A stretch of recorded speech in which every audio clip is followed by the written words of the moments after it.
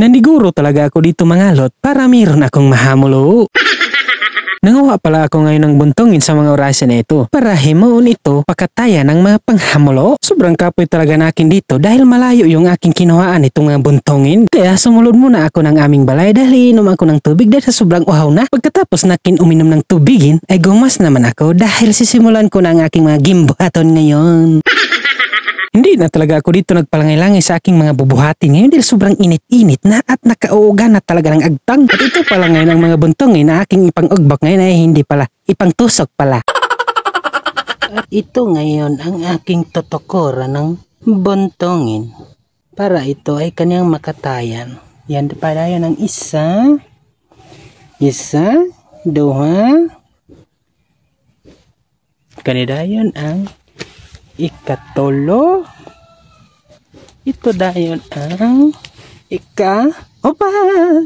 Sa mga oras na ito ay sinimulan ko na pagkuha dito ang mga buntongin para ito ay pangtusok na sayot ha. Gibuhat ko talaga itong gimbuhatin ngayon para mayroon kaming masudin. Ang hirap-hirap talaga pag wala ka ng mahamulo, nagsigin lang ikaw magngangaha. Aw, kung sige na magngangaha, panuhot na talaga ang kinalalabasan. At sa mga oras na ito ay sinimulan ko na dito ang pagkalot-kalot para yung mga buntongin na aking kinuha ay dito na aking itosok. Giloman ko talaga dito ang aking pagbangag-bangag ngayon para yung buntong na aking ibutang dito ngayon ay ligon talaga, hindi talaga siya bitaw daot basta-basta. Ligonon ko talaga ito ng pag-ayo para sure talaga ang panghamulo ba.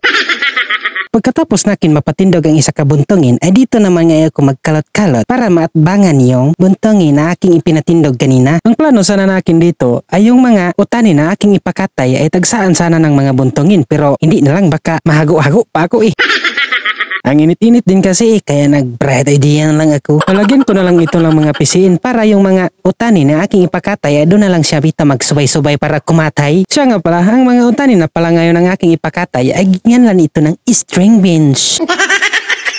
At sa mga orasan na ito, nang maumanakin mapatindog yung mga buntongin na napakadagkuin, ay dito na ngayon ako sa mga buntongin na napakagagmahin.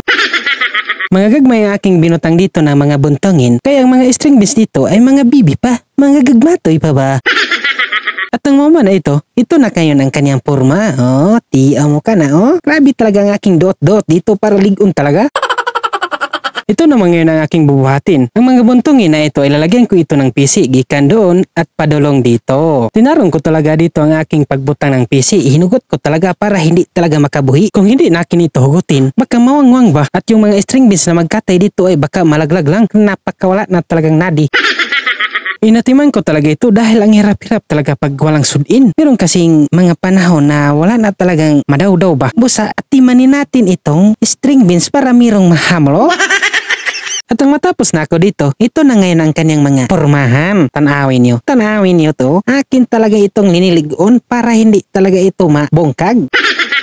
At nang moment ako dito sa aking gimbuhaton, hindi na din ako nagpalangan-langan, magsulod na din ako sa aming balay dahil nagugutom na ako. Grabe ito ngayon ang aking gimbuhaton, dahil sa sobrang aking paghago ay humanap talaga ako ng panghamulo.